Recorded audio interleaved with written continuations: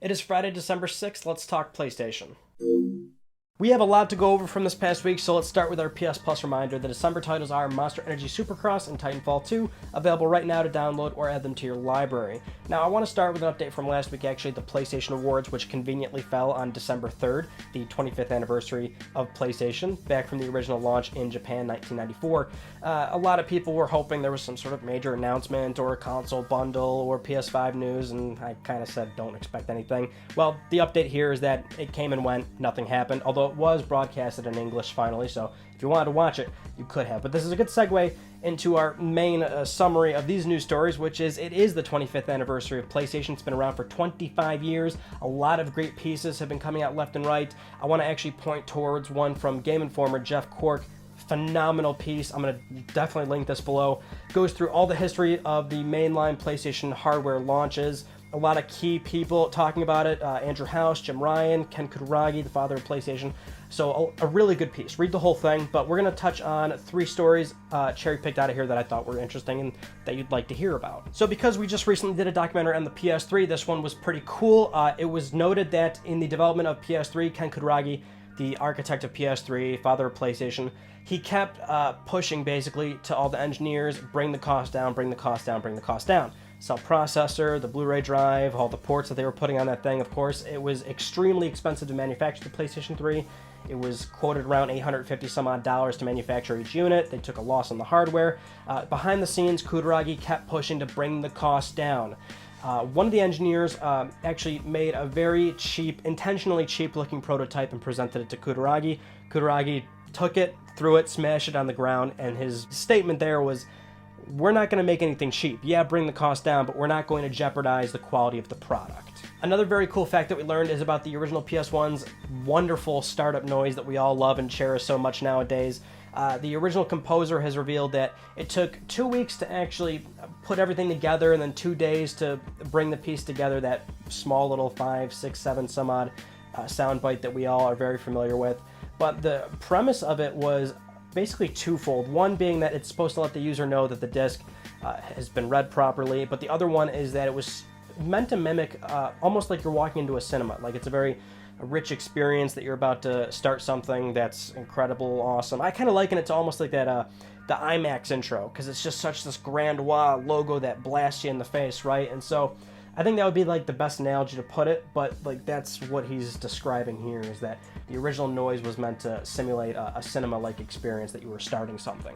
Now this piece also briefly touches on PSP and PS Vita, and we have one very disappointing but truthfully singular quote from SIE President and CEO Jim Ryan that states, PlayStation Vita was brilliant in many ways, and the actual gaming experience was great, but clearly it's a business that we're no longer in. So if you had any hopes, reservations, doubts, fears that Sony may or may not enter the handheld business again, there you go. As if it wasn't immediately obvious. I know we don't really like saying it, and there's always this elephant in the room, and a lot of gamers like to look at all these patents that may or may not resemble something that could be related to a PlayStation handheld, but it's not going to happen. And it's nice that Jim Ryan at least was very forward with it. Now I want to bring your attention to a different piece. This one's from The Verge, written by Sean Hollister, about PlayStation Now, diving a little bit into the original premise of PlayStation Now. If you remember, during the PS4's initial reveal in 2013, Sony announced the purchase of Gaikai for about $320 million. That's a streaming service. That's what Sony ultimately ended up using to create PlayStation Now.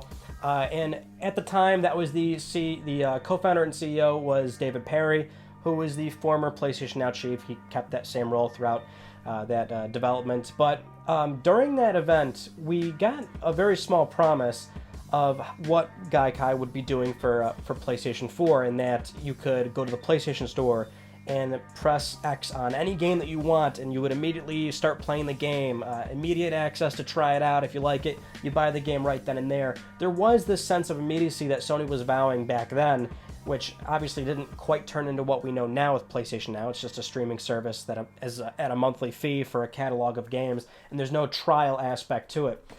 David Perry talked a little bit about this in this piece, discussing that Sony never really tried to approach the service in this manner. He kind of is a bit conflicted, stating, I don't think Sony really knew what to do with it, but something very eye-opening. David said that when he approached publishers, they weren't really fond of the idea. He was quoted as saying, "It was something I was passionate about, but I don't think it had the support of others." He stated that for one example, when he talked to a publisher, the publisher said, "David, we don't want anyone to play our game." When he asked why, the publisher said, "Because the trailer does a better job of convincing them our game is good. The game isn't very good, to be honest, but the trailer makes it look good." It was a clarifying moment. So while I always try to be a channel that doesn't dogpile on publishers and developers, simply because there's plenty of that on YouTube, and we often try to come from the business angle of it and understand why certain decisions were made at a big publisher or a manufacturer, so on and so forth. I think you guys understand that vibe now. But this is a very good example of the harsh realities of business, and that these things absolutely do happen behind the scenes. And these are situations where, you know, I mean, these big multi-million-dollar publishers are still businesses at the end of the day, and you are faced with a very tough decision where you don't want to be a part of something when you may be putting out bad software, and it was a decision that in all likelihood had to be made of like, hey, we have already invested too much into this product. We have to release it. We have to try to recoup a little bit of that development cost. And unfortunately, the best way for us to do that is to just, well, straight up lie to consumers and try to convey that it's a better game than it actually is. And this is, well, very commonplace. Of course, it's not openly said like this, and I love that David was willing to reveal this kind of information. And it's very eye-opening that what appeared to be a very pro-consumer initiative, which is allowing you to trial any game on the PlayStation Store immediately to see if you want to end up buying it, actually stood no chance of coming out in the current market and, well, the current business model that is game development. But to round out the 25th anniversary news stories, another thing that came out is that Sony now holds a Guinness World Record for the best-selling video game home consoles ever, at 450 million units worldwide across PS1, 2, 3, and 4.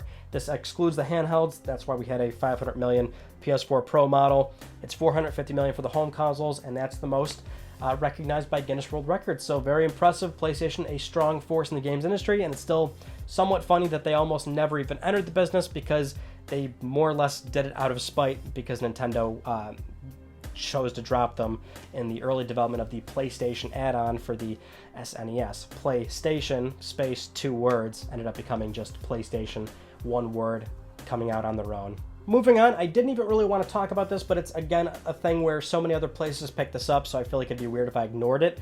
One rumor came out this past week about Horizon Zero Dawn coming to PC in 2020. This is from one YouTuber who, and again, all the other places that picked this up, claimed correctly guessed that, or correctly leaked out that Death Stranding was coming to PC, which ended up being true.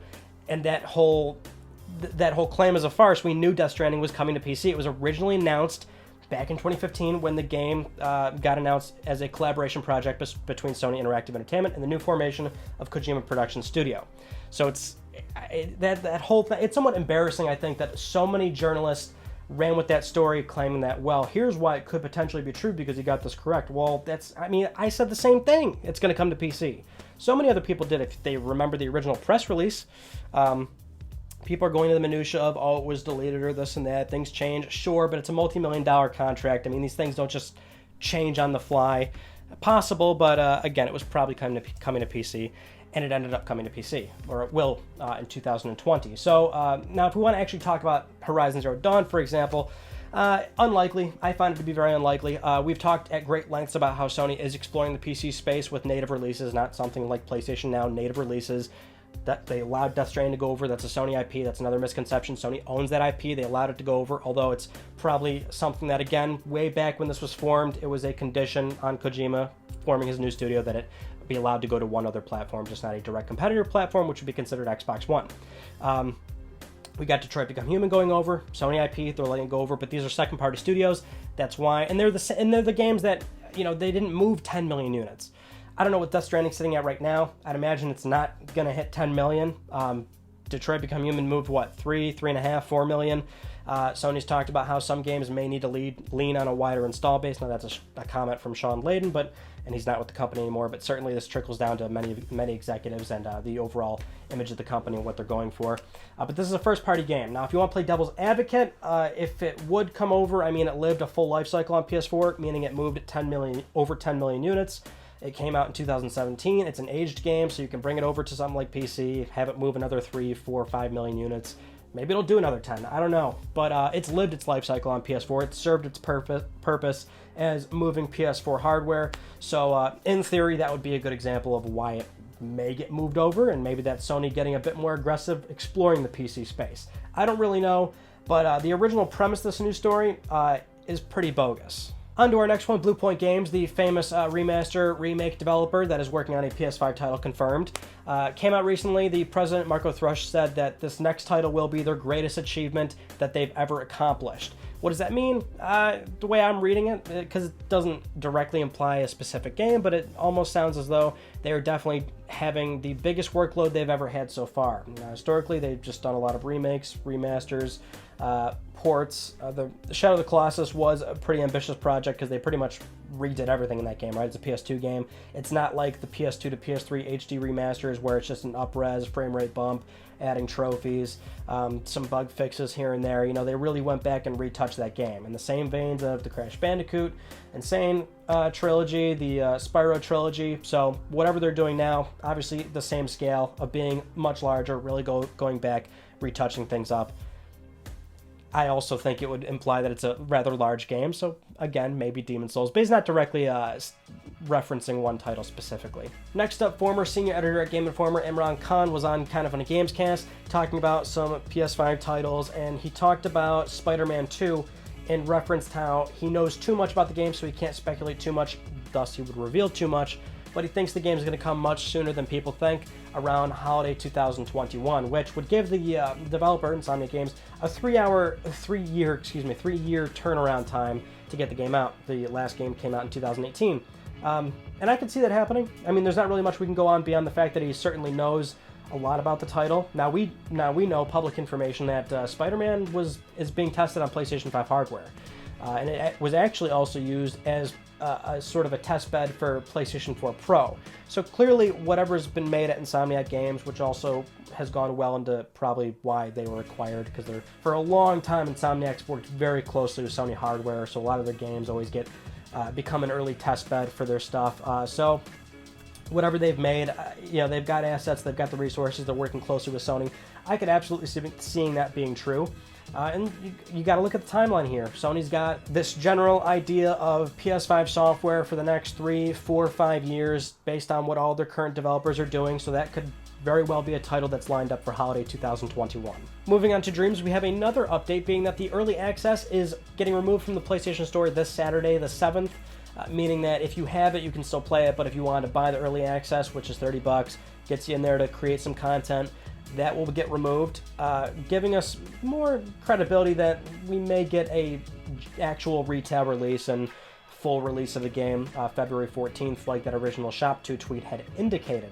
There's also an awards event that Media Molecule will be doing January 26th to award some creators for what they've made in the game and whatnot, and there's still some very light murmurings going around of maybe another state of play before the end of the year. The Game Awards are coming up soon, so there might be an announcement imminent about Dream's full release at some point. It's got to be, right? It looks very likely that we will get a full release of this game in February. Now, for our first piece of PS5 news, very not exciting, but I think it's still noteworthy. Retailers are now putting up notification lists. So a basic web page stating PlayStation 5 coming holiday 2020. Put your email in if you want to be notified about pre-orders. So, and it's not anything crazy, but at the very least, retailers are getting ready for building web pages about PlayStation 5, meaning that we might get that reveal in the early half of 2020, like we're all expecting, probably February, right? So they're prepping for that more or less. The much more interesting PS5 stuff is this picture that leaked this past week of 2 PS5 dev kits, clear as day. So once again, if you had any doubts, this is the PlayStation 5 dev kit, also again being confirmed from Tom Warren at The Verge. And I wish this went without saying, but once again, these are dev kits, as in this will not look anything close to final retail hardware. It looks like this for development purposes. Plenty of ventilation, the front disc tray, or slot loading drive, you've got all the ports there, some basic information on that little LCD. These are dev kits. This is not what you're gonna buy at retail. In fact, a good example in this picture is the top right corner. Those are PS4 kits. Does that look anything like a PS4 or a PS4 Pro to you? No, of course not. So just understand these are development kits, but they are PlayStation 5 development kits, and that's what's exciting about it. Although, if you look on those PS5 dev kits, we have what appears to be a DualShock 5. Now, you may think, well, it looks like a DualShock 4. Understandable. 5 looks pretty similar to 4 as is from those patent images that we saw, but the dead giveaway is there's no crease on the controller.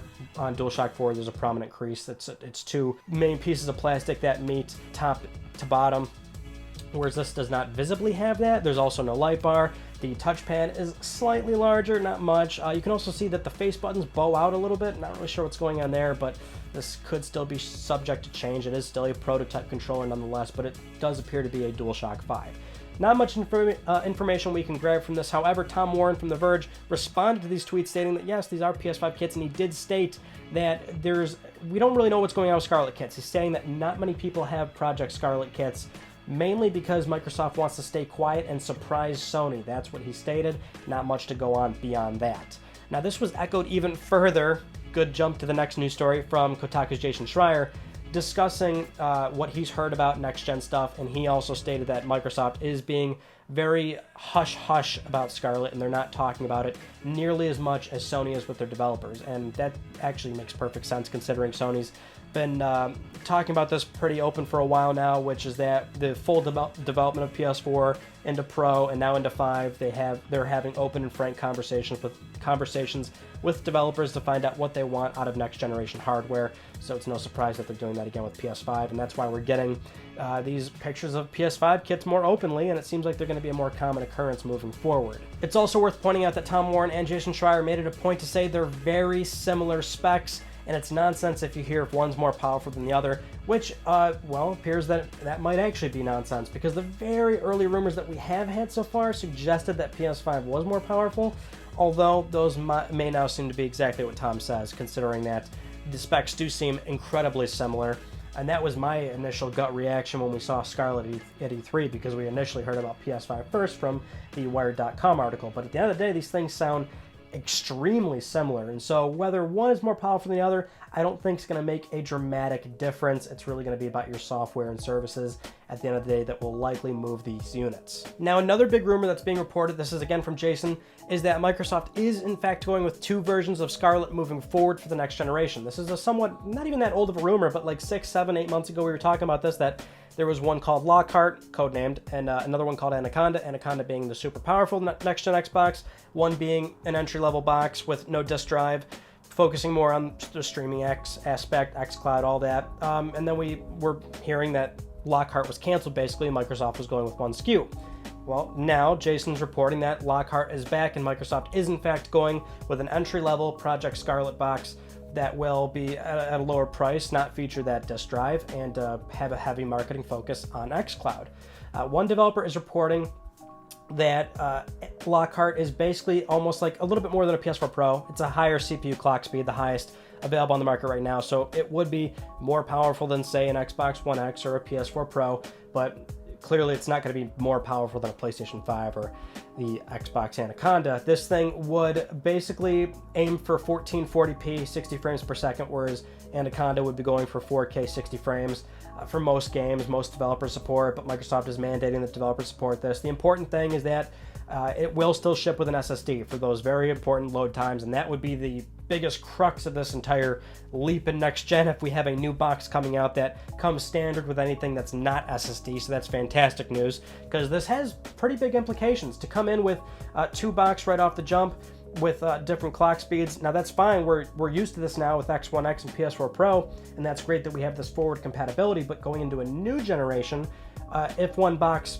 potentially was too low of a denominator, that could, in theory, hurt the broad aspect, the broad goal of next generation titles. But that SSD is what's very important this time around, so it's good that it's there. And it may not make that much of a difference, considering that if you're going to play on the Lockhart edition, which there's no reported price, of course, but this thing would probably be in the neighborhood of $300, maybe a little less, maybe a little bit more. Certainly it's not going to be upward of the $500 premium range that we're expecting for the main consoles that I think most people are probably going to go with. But if you go for the $300 Lockhart, you're going to get just a lower frame rate or lower resolution. You could see less texture detail and things like that. These are things that developers are getting used to now. The fact that they're making games that are in theory being played on PS4, PS4 Pro, then PS5, now Xbox One, Xbox One X, Xbox Lockhart, Xbox Anaconda. So we've got a lot of things moving forward for that, at least the cross generation, right? And then a few years in, the outgoing platforms would no longer be supported, or it wouldn't make sense for developers to release games on those platforms anymore. But we're going to have games anyway that are going to scale accordingly for a lot of these systems, so I don't think it's a big deal just yet. Now, to talk about the actual overarching theme of these stories, in that the specs are very similar, Microsoft's staying quiet, they're not talking to developers that much, not many have Scarlett kits, to try and get the jump on Sony in terms of a power advantage. I'm going to tell you right now, that wouldn't surprise me whatsoever, and to be honest, at this point, I'm probably banking on Scarlett being a little bit more powerful than PlayStation 5, and I don't necessarily think that's a big deal or a problem. Historically, a power advantage has never equated to success on the market. If anything, it's always about the software, but also how affordable the box is, and again, in this current landscape of the market, it's really about your services. It is about that software, and the entry point will be very important. In all likelihood, both these things are going to come out at around $500, give or take a little bit. I don't think a $50 difference would be a big steer in terms of consumer mindset, especially for Sony right now. If they do everything that they did with PS4, for example, they're probably in very good shape to be, once again, the favorite in terms of brand. They've got the loyalty behind them, but you don't want Microsoft to do bad. I just think that absolutely that is what's going on. I mean, when you are in this business and you just fall flat on your face, which is Xbox One, nobody's really denying that. But you have this slow and steady turnaround. You turned it into a fantastic platform, and that's exactly what happened. I think Scarlett could absolutely be a good contender against PlayStation, although, to be honest, I still think PlayStation is the favorite to move the most amount of hardware. Although this is, of course, very preemptive conversation because we haven't actually officially seen either pieces of hardware yet, but this is what I totally love about a new platform launch. It just always excites me to get into this kind of minutia of the which one may or may not do good on the market. Now, if Lockhart does being true, say it comes out at $300, no disk drive, how good will it do? I don't really know.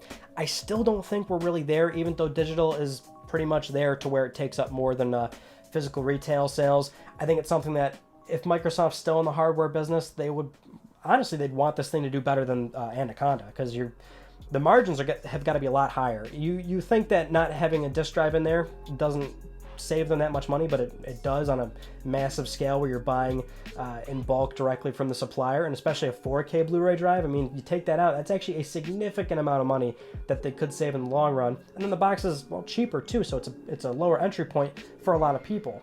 If it were a thing where most people actually go for that, and I don't think that's going to happen, but if it were, I think Microsoft would actually ideally want that scenario because it'd be a higher margin box, especially because it's only digital, right? You've got a lot of people signing up for Game Pass, they're going to be using xCloud a lot. It's all digital purchases, so you've got disc royalty fees taken out of that more or less. I would assume that's a bigger cut from Microsoft for every piece of hardware or software sold, So it's no surprise that they're still exploring that space of doing a cheaper box that doesn't have a disk drive. We have the X1S all digital version that is testing the waters, so there's got to be they've got to be seeing enough numbers to where they want to really do this day and date on the next generation. I still think it's unnecessary, and I still think it's a bit premature, but this is Microsoft just doing everything. They're just allowing you to play your games everywhere. Now they've got different hardware options potentially, so they're going in one direction and Sony's going in another. But anyway, let's move on from this and get to Let's Talk Plus, the weekly Let's Talk PlayStation giveaway, where one of you can win a $10 PSN code, and I'd like to congratulate Edwin Alvarado. You have won. I'll contact you very soon via email or Twitter. Now, if you would like to win, very simple. We do this every single week here on Let's Talk PlayStation. Follow that link down below. Supporting this channel, a number of ways can gain you an entry, and I'll announce the winner next week. Those are all the news stories I want to talk about you all from this past week. I apologize if this one came out way too long. There's some other news stories we had to cut. There's a lot going on, like the RE3 remake, but usually we avoid specific third-party stuff. There's also one about Kojima potentially revisiting Silent Hills, but that's a very take it with a grain of salt rumor that showed up on Reddit, so, he might be working with Konami again. Just wanted to acknowledge that real quick. But if he is working with Konami again for Silent Hills to come back, Konami's going to want royalties on every single platform. So it wouldn't, in all likelihood, be a PlayStation exclusive or even a situation where it's PS4 PC or PS5 PC.